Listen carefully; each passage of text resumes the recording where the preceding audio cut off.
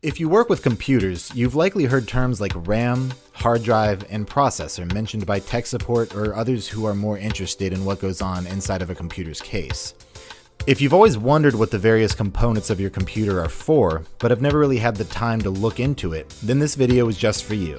While each one of these components is complex enough to spend a lifetime learning about, I'm going to give a very broad and general overview. A typical desktop computer comes down to these 7 essential parts: case, power supply, motherboard, CPU, RAM, hard drive, and graphics cards.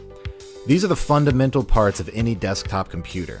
It may seem daunting at first, so let's separate these into 2 categories: simple ones and the more complex ones.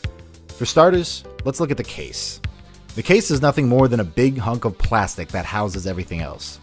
Some of them have more or less physical space, some of them have different parts where you can put screws in or this or that, but at the end of the day, all the case really does is provide a nice enclosed system for everything else. Next up, we have the power supply. This part of your computer, almost always located on the bottom, is the part that plugs into the wall and provides all of the other parts with the electricity needed to do their thing. You can think of it as an extremely advanced AC adapter. The last of the simple parts to mention is the motherboard. The motherboard is a wide and flat circuit board that all of the other components plug into. It's the part that lets all of these components send electrical currents, composing data, between each other. While not particularly expensive, the motherboard is arguably the most important component because without it, you'd have nowhere to put anything else. So that's it for the simple components. Now let's move on to the more complex parts, the ones that deal with data. The 4 main components to keep in mind here are CPU, RAM, hard drive, and graphics card. Now first things first, I'm going to establish some terminology. Keep in mind that CPU is also known as the Central Processing Unit, or processor. These terms all refer to the same thing. They are completely interchangeable. RAM stands for Random Access Memory and is often referred to as just memory. A hard drive is often referred to as a disk drive or storage. And a graphics card is also known as a GPU or graphics processing unit.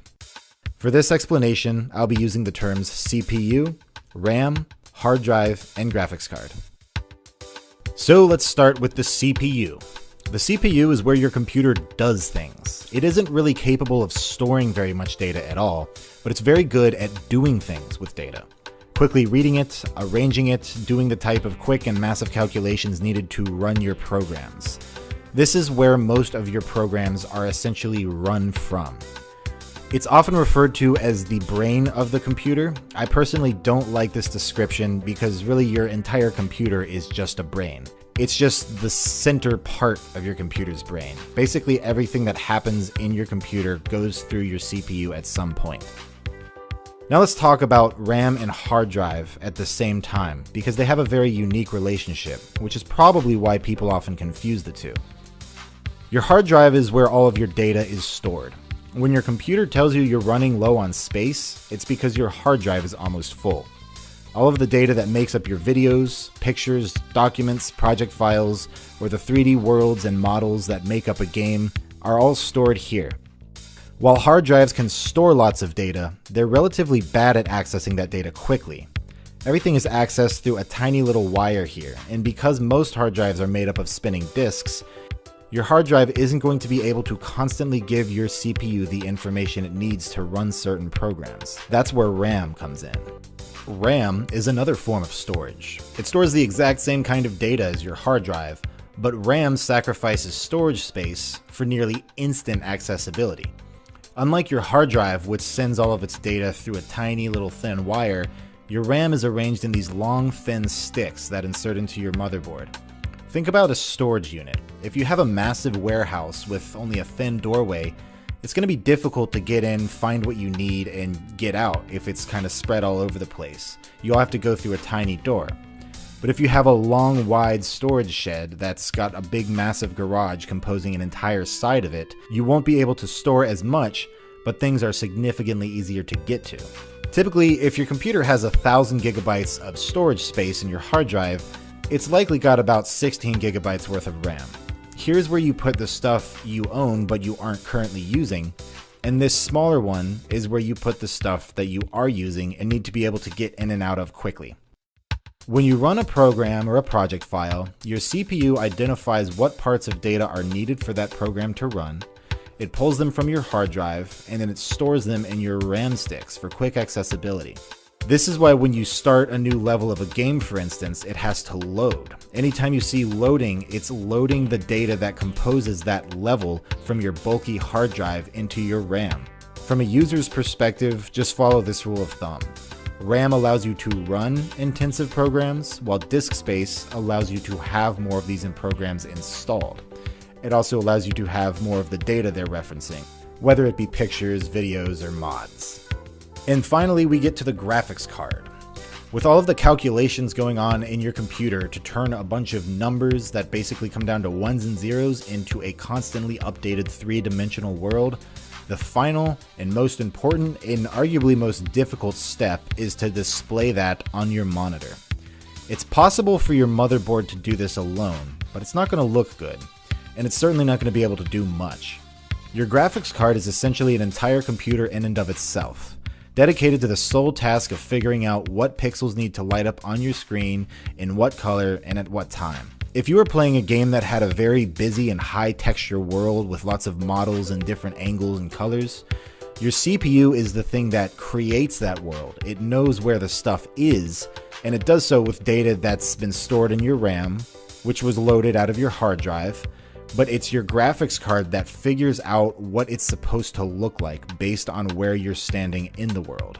Without getting too off topic here, if you're somebody who likes math, I highly recommend you look up fast inverse square root, which is directly related to how three-dimensional worlds calculate perspectives.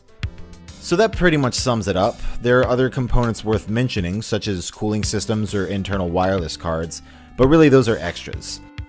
So to summarize what I talked about so far, the case stores everything in a physical box, the power supply gives electricity to what needs it, the motherboard is the body that everything plugs into, the CPU does everything, RAM stores data that is needed for quick access, hard drives store everything that you have installed and the data that goes along with those programs, while the graphics card figures out how it's all supposed to look on your monitor. Well, thank you very much for watching. I hope I helped, and if you have any questions, feel free to leave a comment and I'll do my best to answer them. In order for your computer to figure out which of your monitor's pixels should be what color at what time on your screen within a matter of milliseconds, it has to do a ton of calculations very, very quickly. In modern computers, this is accomplished by the graphics card, a term many are familiar with, but might not understand all that well. Now, a graphics card is like a smaller version of your entire computer, but one dedicated to the task of figuring out how to put images on your screen, particularly images that represent a three-dimensional world. Like your computer, the graphics card has its own processor inside of it, known as the GPU or Graphics Processing Unit. The GPU is to your graphics card what the CPU is to your computer as a whole.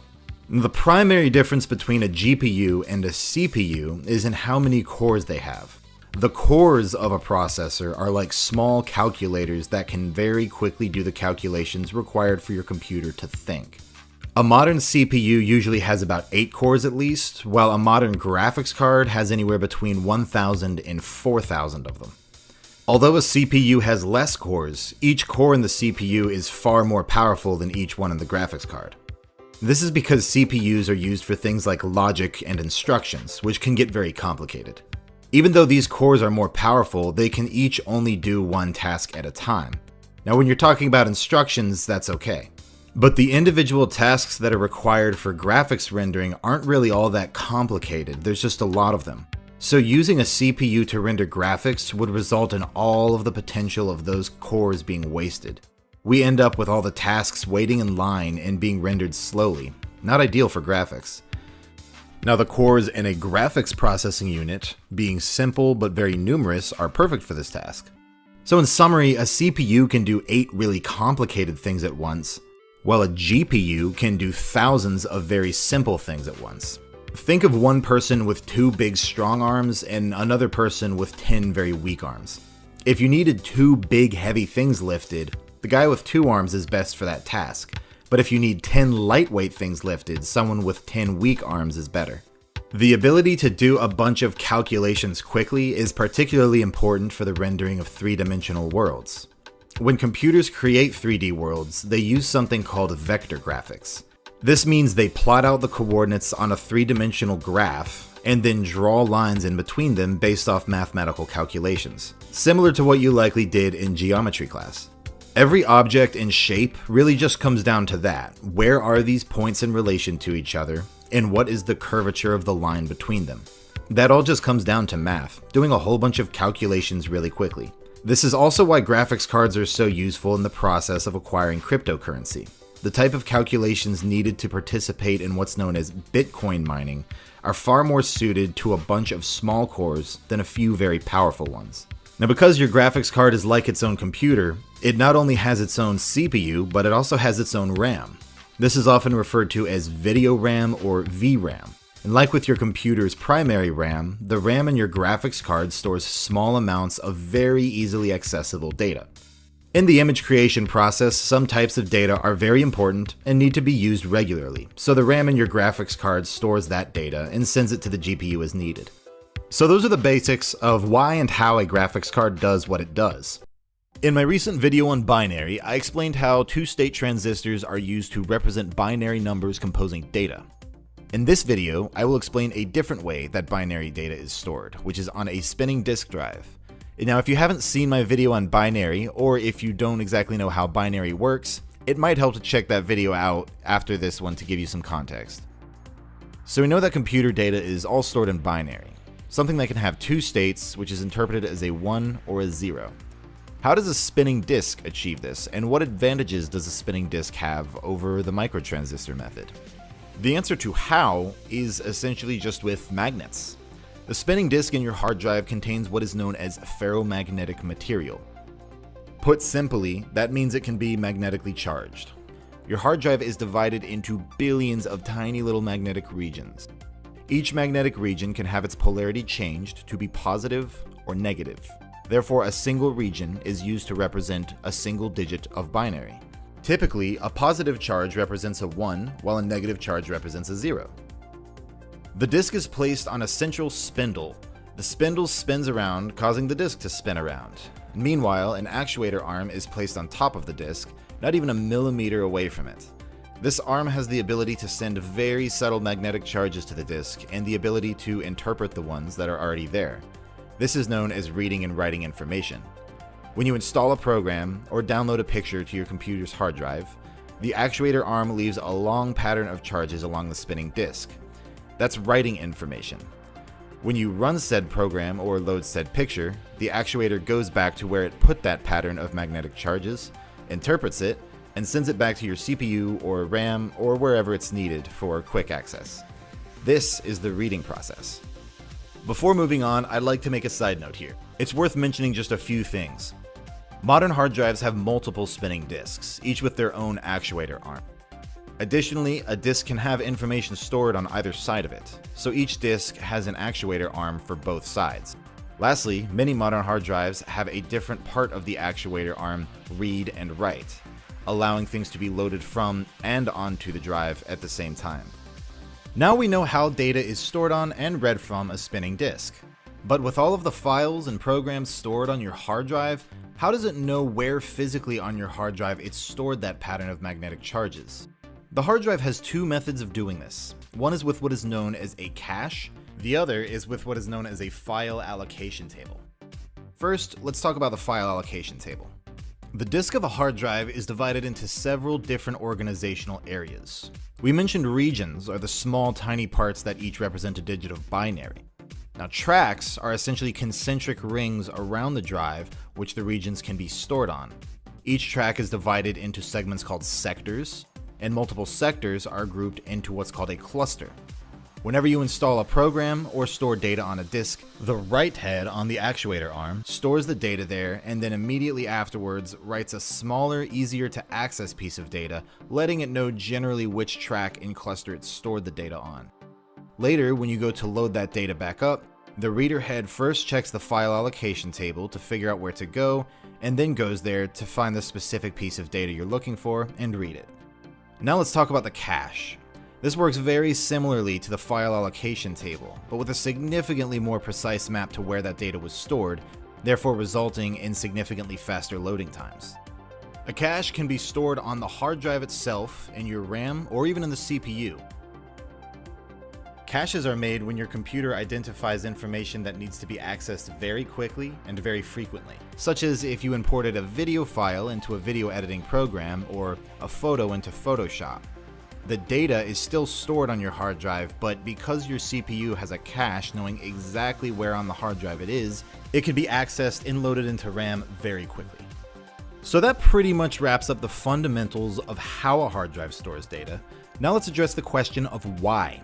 Why use something that is essentially a hyper-advanced record player when we have solid-state technology?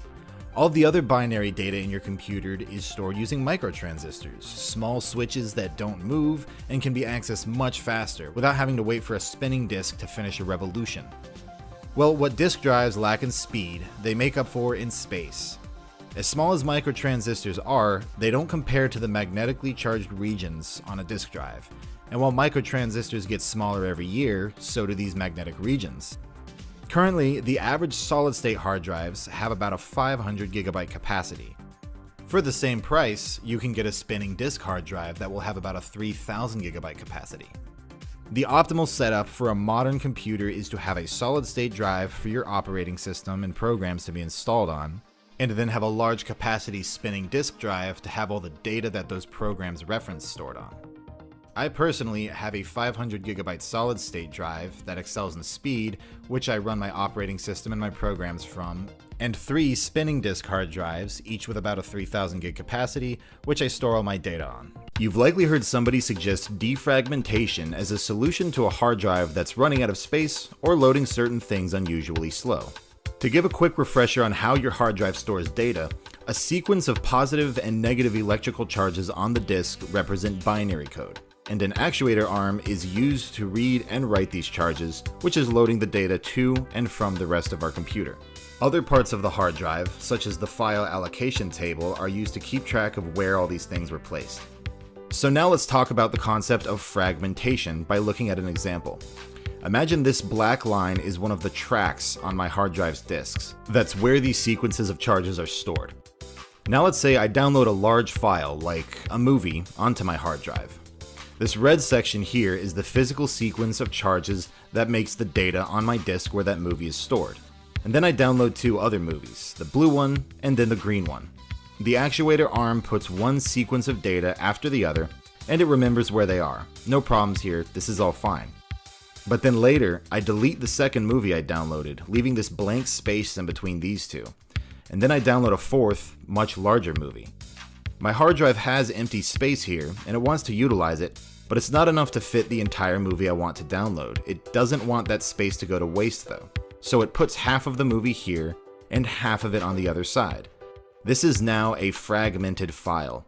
It'll still work just fine once it's been loaded into my RAM, but it's going to take a little bit longer to do so, and it will also require more data on the file allocation table to keep track of where it is. Now, this is a very simple example. As you delete and add more files or more programs to a hard drive over time, this fragmentation can get really bad, leading to long load times and a lot of wasted space, keeping track of how all this stuff is scattered about. When you run a defragmenter, your hard drive, with the help of your RAM and CPU, goes through all these messy cut-up files and then puts them together where they belong. Think of the shelves of a grocery store. On one aisle, you have the beans, and then in a separate aisle, you'll have bread, and then in another, you have frozen foods. And you have convenient signs above them letting you know where each of these things is. If the cans of beans, frozen foods, and bread were all just randomly scattered throughout the store's aisles, sure, the store would have the same amount of these things as if it were organized, but you'd have to run all over the place to find them, and you need a complicated list indexing where all of it's located. That's a fragmented hard drive. I mentioned in my video on computer components what RAM is and the role that it plays. In this video, I will be going a bit more in depth into this component, explaining precisely what, why, and how it does what it does by going into the 2 main subcategories of RAM, dynamic RAM and static RAM. To give a brief refresher, RAM is a bit of a middle ground. Hard drives are very slow but store a ton of data, while processors are extremely fast but store hardly any data. Random access memory is a mixture of the two, a place for large, bulky data and machine code to be temporarily stored so your CPU can grab it and use it faster than the hard drive would be able to provide for it. So let's take a look at the two types of RAM, static RAM and dynamic RAM, often referred to as SRAM and DRAM respectively. Every stick of RAM that you buy is going to have a little bit of both, as they're intended to work synergistically. Here are the main differences between the two from a functional perspective. Static RAM stores less data, while dynamic RAM stores more. Static RAM can be accessed much faster, and dynamic RAM can be changed much faster.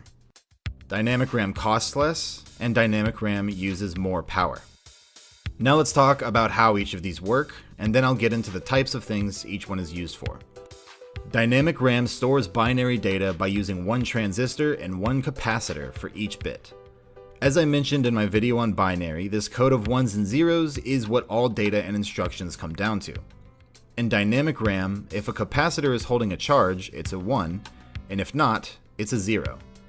The transistor connected to this capacitor lets the rest of your computer know if the capacitor is charged or not, and it also allows it to be changed as requested. Think of the transistor as what controls what is stored, while the capacitor is where it is stored. The advantages of this are that the transistor and capacitor put together are incredibly small, allowing for millions of them to be present in an area the size of your finger. The problem with microcapacitors is that they lose their charge very quickly. They can only store it for a few milliseconds, and this means that in order to remain charged, the capacitor must constantly be refreshed with tiny bits of electrical current. This results in memory that can't be accessed quite as fast as it could if it were in a constant state. But because this type of memory is constantly refreshed anyways, it makes it easier to make changes in its state from on to off. Now let's take a look at how static memory works. Instead of using capacitors, static memory uses only transistors. But it requires 4 or sometimes 6 of them in order to represent one single digit of binary, and therefore 1 bit of data. Static RAM accomplishes this by using something called the Boolean method, which is too complex to get into now, but I'll make a video on it in the future. In short, because static RAM requires more transistors to represent a single bit of information, it obviously requires more physical space on your RAM chips in order to do so. This results in less storage space. The advantages of this method is that unlike capacitors, static memory is constantly in the state that it's in. Whether it's representing a 1 or a 0, it remains that way and can be read that way until it's told to change. And this means that it can be accessed much faster than dynamic RAM, which sometimes has to wait for a refresh before it can be read. So we have a high capacity, easy to change, but somewhat slow system of memory, and a low capacity, harder to change but instantly readable system of memory. Why are both necessary, and when is one used rather than the other? As you may have guessed, static RAM is used to store data or instructions that aren't particularly large but need to be accessed frequently and quickly, such as a cache. Meanwhile, dynamic RAM is used for everything else. Things that aren't needed quite as urgently or frequently, but take up more space. In a way, static RAM does for your RAM what RAM does for your computer as a whole: low storage, but fast and reliable access.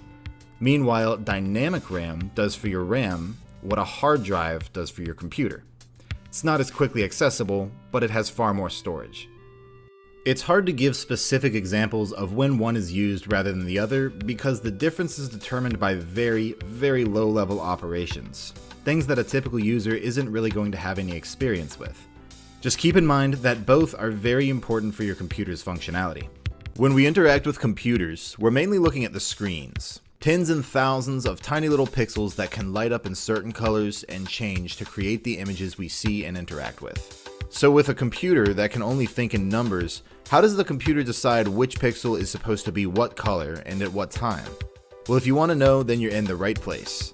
The colors that make up each individual pixel in your monitor are created with various compositions of the RGB color scheme.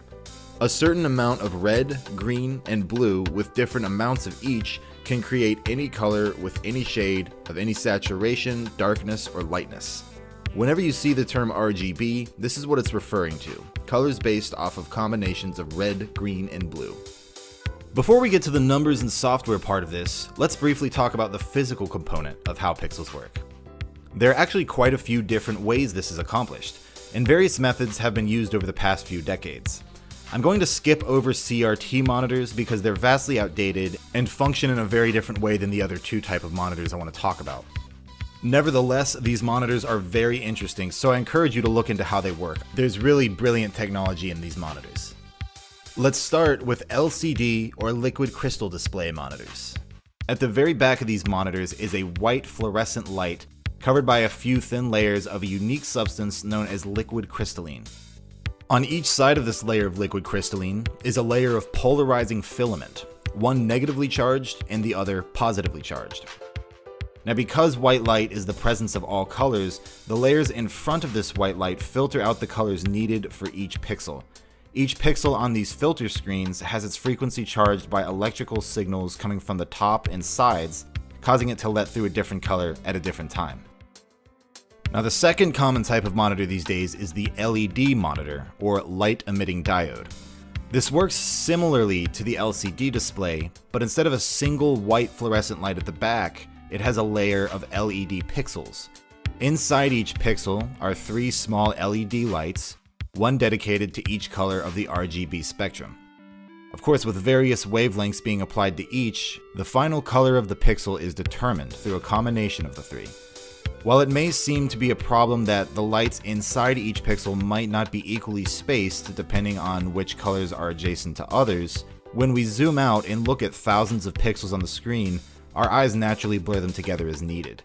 So now that we've established the physical side of this, let's move on to the numbers.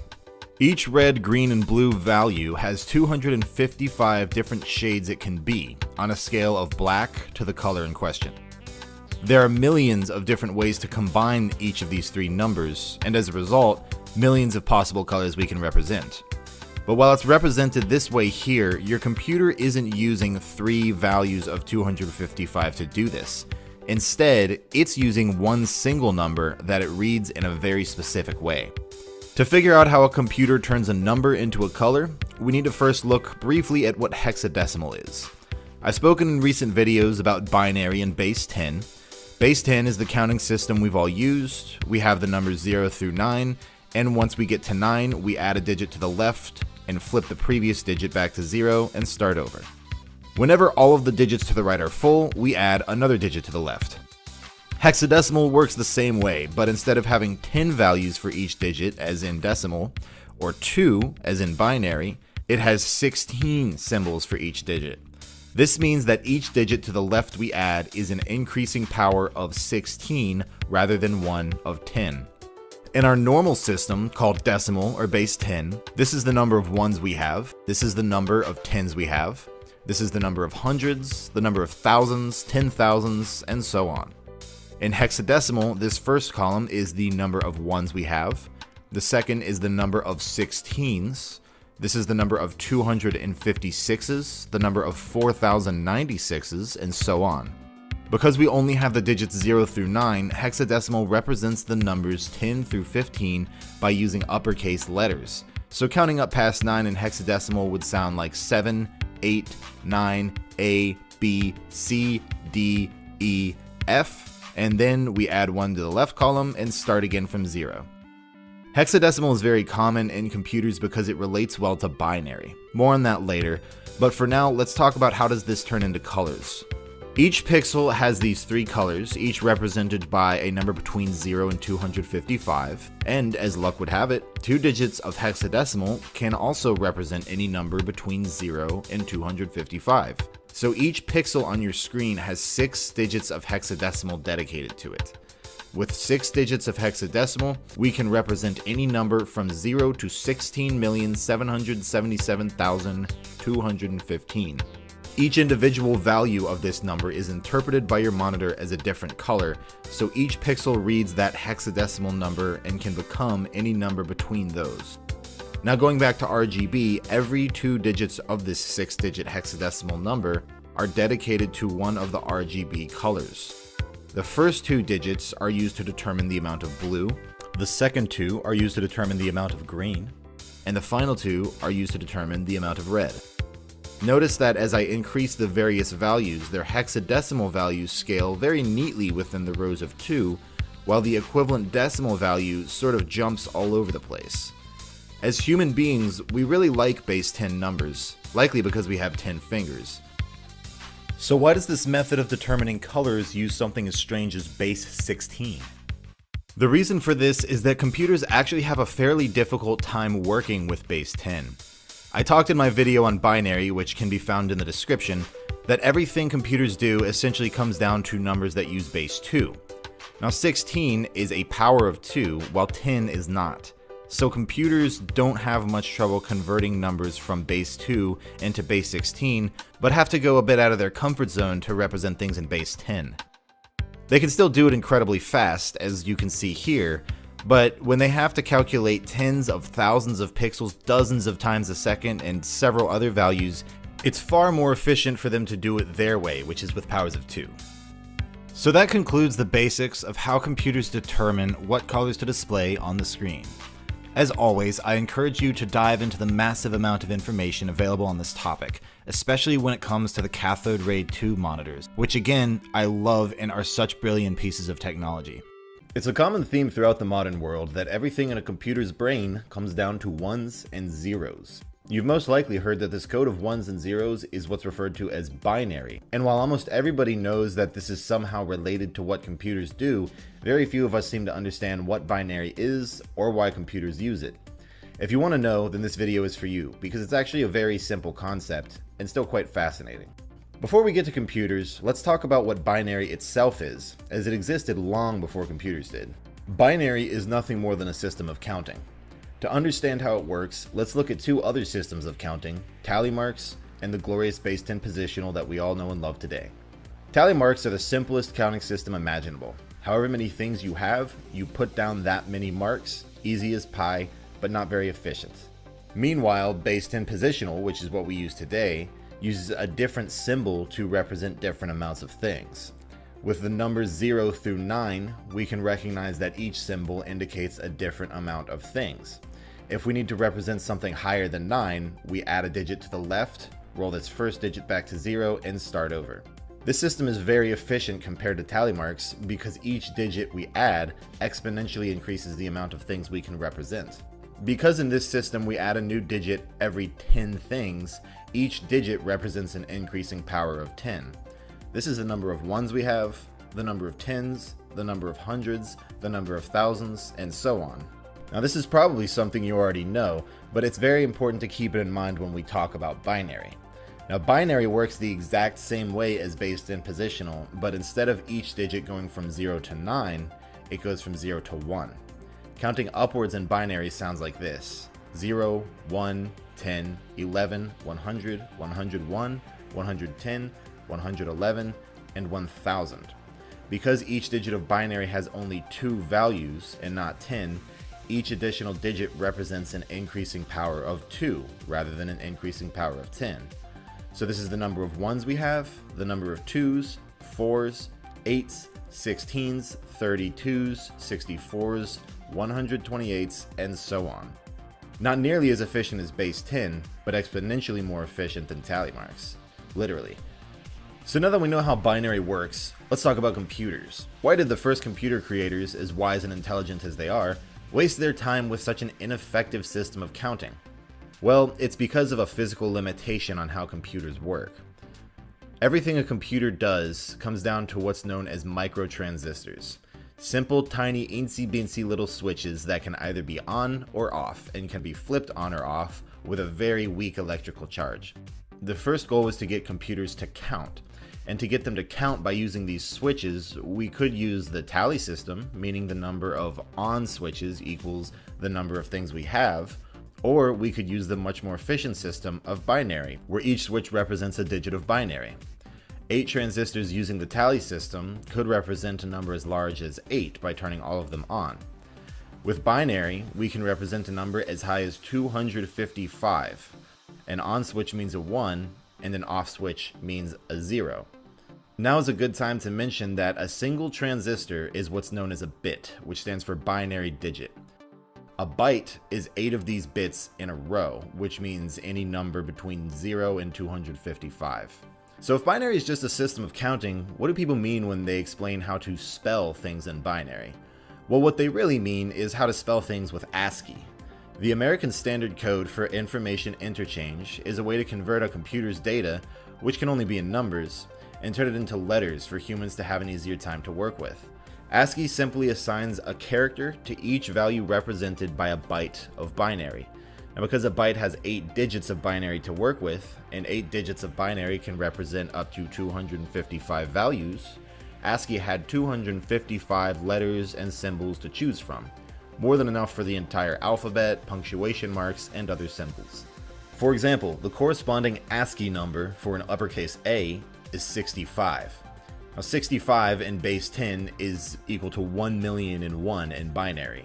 So whenever you type in an uppercase A in a word program, a coding program, or a scripting program or whatever, somewhere there's a little tiny row of 8 transistors arranged in the pattern of off, on, off, off, off, off, off, on, which represents 0, 1, 0, 0, 0, 0, 0, 1 in binary, which is interpreted as 65 in base 10, which is converted by ASCII into an uppercase A. You're likely starting to get a feel for the staggering amount of transistors required to write something as simple as a Facebook status, let alone all the different coding that your computer has to do to make the screen light up, play games, calculate massive values, and so on. Well, long before we got to the point where your phone can play 3-dimensional games, it became clear that numbers as high as 255 just weren't going to cut it. Regardless of how many bytes we had, and it was a lot, even adding 4 fully active bytes together could only get a number as high as 1020. To solve this problem, new computers were designed to recognize 2 bytes as one single number. So now instead of referencing one line of 8 transistors, computers could reference 2 lines, giving 16 digits worth of binary. This was a huge help because it increased the amount of representable numbers exponentially from 255 up to 65,535. When you hear people talking about the difference between 8-bit and 16-bit, this is more or less it. Now that doesn't mean that a 16-bit system is exponentially that much more powerful, because your program isn't always going to be utilizing all of these numbers in each byte that it represents. It just has the option to, which opens up lots of doors. In the video I made on binary, I explained why it is that computers use ones and zeros to think. The ones and zeros represent the state of a single electrical cell inside the computer, which can be one of 2 states. But is this the only way of doing it, or are there other options that let us work with more than just 2 states? Well, actually, yes, there are. And in the early years of computer engineering, people experimented with computers that could use base 3, base 8, base 10, and even base 16. So why were these methods abandoned in favor of binary? If you want to know, then this video is just for you. So to clarify one thing, when we refer to a transistor being on or off, what we really mean is that it's either a high charge or low charge, respectively. An on cell has a very high amount of electricity stored in it, or moving through it, while an off cell has a low amount. These states determine whether or not a single cell represents a 0 or a 1 in our binary code. So if a computer can read and write data to these cells by sensing or storing different amounts of electrical charge in each one, why can't we get more specific with them? What if, instead of less than 50% charge being a 0 and above 50% charge being a 1, we divided it into 4 segments, like this? Now, 0 to 25% charge could be a 0, 25 to 50% could be a 1, 50 to 75% could be a 2, and 75 to 100% could be a 3. With this method, each individual cell could have 4 states, meaning that each byte of data could be a number designed around base 4 instead of around base 2. Where a byte of 8 transistors could have 256 values with base 2, our new system could let us have 65,536 values with base 4. Way better, right? Better yet, what if each cell could represent 8 or 10 or 16 different states by making the bit even more precise? Well, as mentioned above, these methods were experimented with. The amount of states a single cell of information can hold is referred to as a logic level. Binary is called 2-level logic, and the one I just described would be known as 4-level logic. The fundamental problem with using logic levels greater than 2 to represent numbers is reliability. While computers are really good at storing and reading the electricity in each cell, the exact voltage tends to fluctuate a little bit. Take a look here. The sort of natural fluctuation of electricity means that the level of voltage in this cell of data wobbles off by, let's say, 20 percentage points. Even if things get really bad, like 40% off, we have a lot of leeway on either side. For an on state, we try to keep it at 100%, but if it falls every now and then, it's still above 50% and remains interpreted as a 1. But in our method of splitting into fourths, even the natural fluctuation of 20% gets dangerously close to crossing the line, and the higher the amount of states in each cell, the more specific this voltage has to be, and by extension, the more likely it is to be wrong. It's especially difficult to try to balance the voltage in the middle where it can't be too high or too low. When we only have 2 states, for off we can keep it as low as possible, and for high we can keep it as high as possible. We don't really have to worry about overshooting in either direction. This is the primary reason we settled on base 2. If a single unit of information is wrong, then the entire number represented by the byte is wrong. And if your byte is wrong, the data is wrong, your code won't work, and your instructions will be misread. Everything just falls apart. It only takes one bit of data being wrong for this to happen, making any advantage gained by having larger numbers useless. So reliability is of the utmost importance here. Another issue that comes up with having these in-between states is something known as the rising edge and falling edge problem. If we have our 4-state cell here set to high voltage, and we need to rewrite it to be low voltage, we can lower it, but it runs the risk of briefly crossing over the middle 2 states. Even if this only happens for a fraction of a second, it can cause big issues for running a program. With our 2-state system, it's either one or the other, we don't have this problem. So to summarize, with something as tiny and simple as a single cell of data, you don't want to overload it with tasks. It's easy for them to keep track of I have a lot, or I have very little, but it's hard for them to keep track of I have some, or I have slightly more than that. Now there are a few other interesting facts about all this. With most computers, a high charge represents a 1 and a low charge represents a 0, and this is what's known as an active high signal system. However, some systems use the opposite, where the low charge represents a 1 and a high charge represents a 0. This is referred to as an active low signal system. Another interesting fact is that there are some storage devices, usually solid-state external flash drives, that do use the base 4, 8, and 16 methods described earlier. When this data is put into the computer, however, it has to convert back into binary for the computer to understand. If you're watching this video on a computer, then I would assume that you used your mouse to do so, by moving your cursor and clicking on the thumbnail.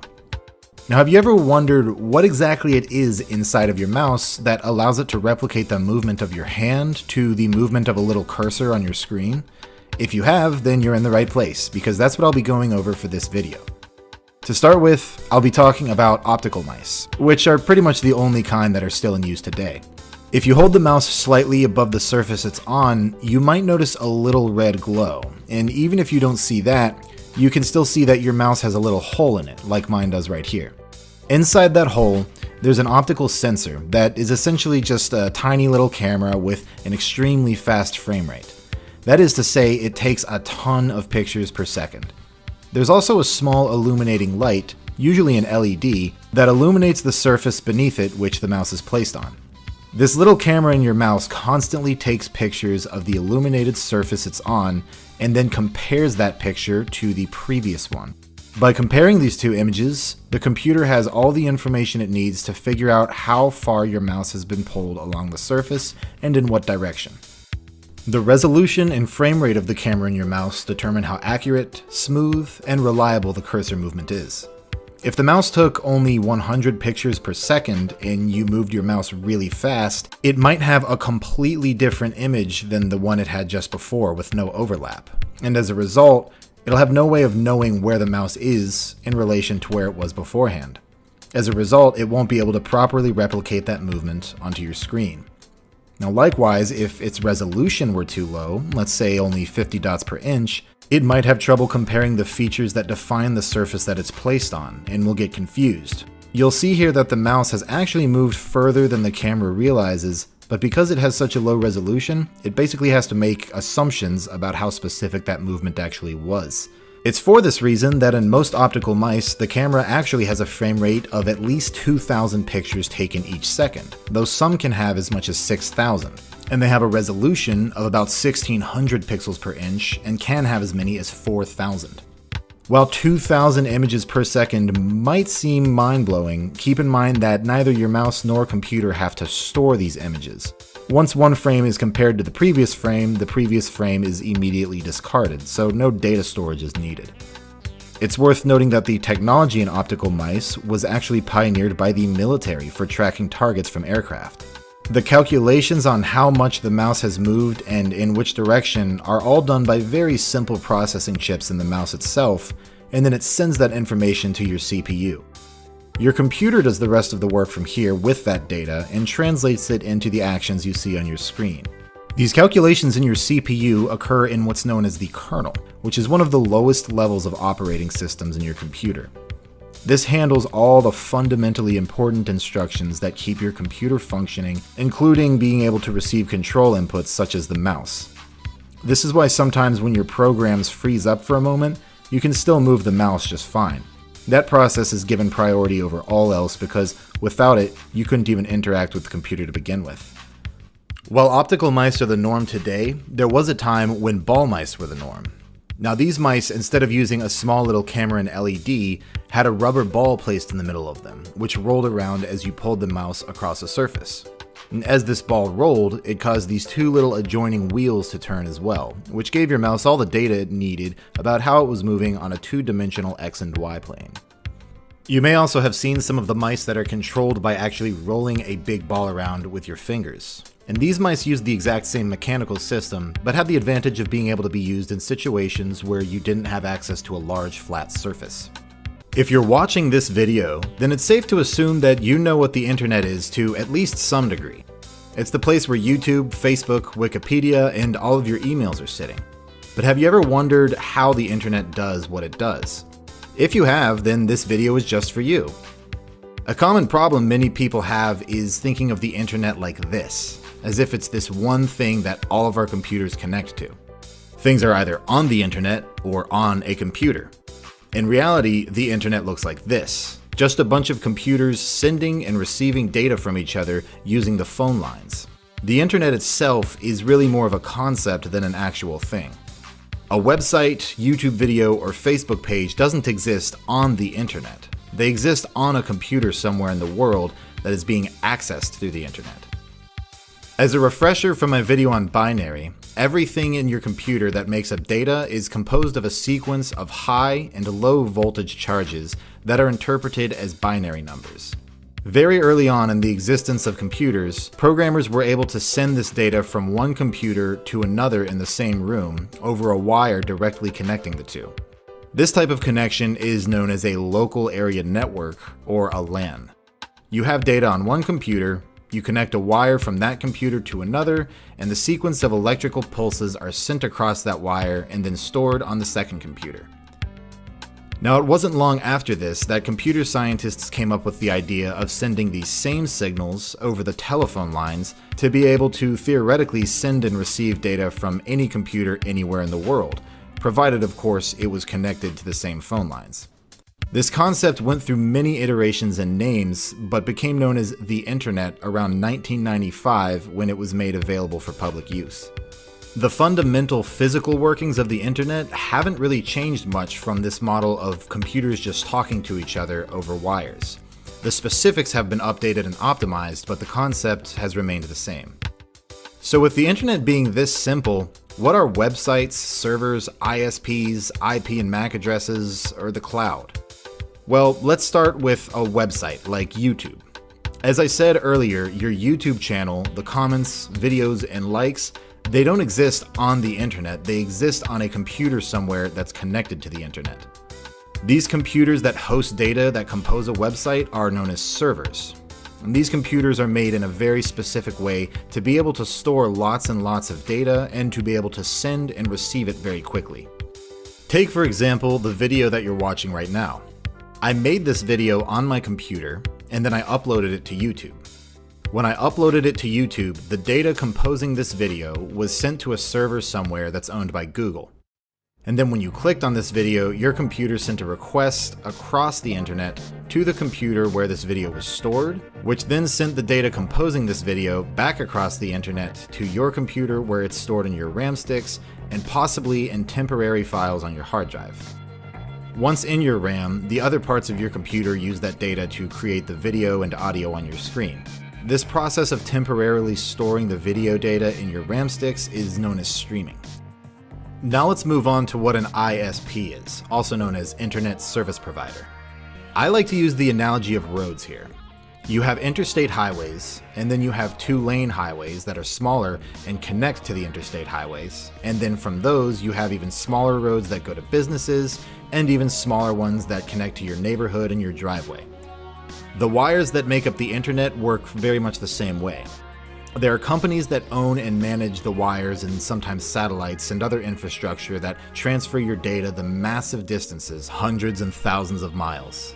These are known as Tier 1 networks, and they're like the interstate highways of the internet. It's not really practical for these companies to manage all of the smaller lines within your town that transfer the data directly to your house, in the same way that the people who build the highways aren't the same who are going to build the road to your neighborhood. This is where internet service providers come in. Internet service providers are known as either Tier 2 or Tier 3 networks, depending on how specific they are. A Tier 2 network contains the power lines that connect from the massive intercontinental ones to the smaller data centers that serve entire towns. A Tier 3 provider has cables that run from those data centers to the various houses and businesses in that town.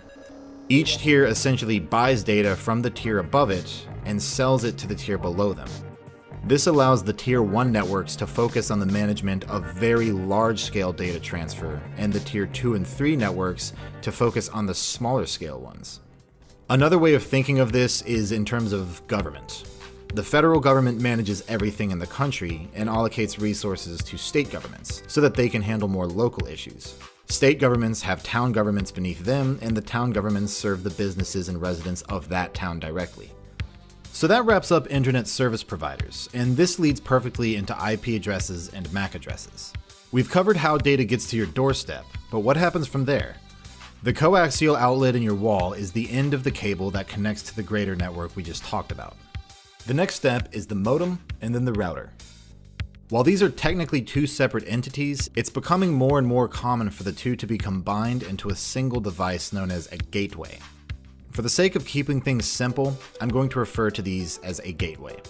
The gateway plugs into that coaxial outlet in the wall, and it contains several Ethernet ports and provides a Wi-Fi signal. Your computers, phones, and tablets can connect to the gateway with Ethernet cables or by connecting to the Wi-Fi. A MAC address is the way the internet recognizes the address of your individual device, while an IP address is essentially the address for the gateway, or rather for the coaxial outlet it's plugged into. An IP address can change depending on which modem you have, which coaxial outlet it's plugged into, and depending on how your service provider likes to do things. But in summary, an IP address is basically the internet address for your place of residence. If you took your phone over to your friend's house and connected to their Wi-Fi, you would now be using their IP address, but your phone would still have the same MAC address that it did at your house. So to review, let's take a look at what happened to get this video to play through your monitor and speakers. When I finished making this video, I told it to upload to YouTube. The sequence of electrical charges that compose my video were sent from my computer's hard drive through my Ethernet cable to get to my gateway. Then from my gateway, they traveled through the coaxial cable and onto the Tier 3 network in my town, which led them to a Tier 3 data center. And from there, they traveled on the Tier 2 network to a Tier 2 data center. From there, they traveled along the Tier 1 network massive distances to a separate Tier 2 data center closer to Google's server farm, most likely in Lenoir, North Carolina. It then traveled on that Tier 2 network, then to a Tier 3 network, and then to the building where YouTube's servers are located. Then it travels onto a server where it's stored on a hard drive, just like the one it started on in my apartment. When you clicked on this video, your computer sent a request along that same path I just described, landed at the server, and then the server sent the electric charges composing my video back along the network and into your computer's RAM where it could be played from. The last thing to talk about is this term known as the cloud. All this really refers to is a system where your data, and sometimes even your computer processes, are run not on your device, but on a server somewhere. Every time you save data to your device, a backup of that same data is sent to a server somewhere dedicated to your name. This means even if you lose your phone or your drive dies, you can retrieve all of your data from that server. It's called a cloud because it's essentially meant to provide the illusion that there is this cloud in the sky above your head with all of your data, when really, as I just explained, the cloud itself isn't where your data is stored, it's just how your data gets to you. That is to say, through Wi-Fi signals or cell phone signals. I really don't care for this term because I consider it misleading and somewhat unhelpful. It's another example of something that's really not all that new, it's just that it's gotten a lot more efficient and faster because technology has improved. The same exact concept used to be called hosting. The things that have changed are just the specifics, how much you can store, how frequently you can store, how much all of that costs, and how reliable it is to access that data. All this has really just changed as technology has improved, but the concept is almost as old as the internet itself is. So I think I'm going to conclude this video here. There are a lot of other things I could go into, such as web browsers, search engines, or even the dark web. And if you have any interest in seeing videos on those topics, liking, commenting, and subscribing are quick and simple ways to let me know that this video is of interest.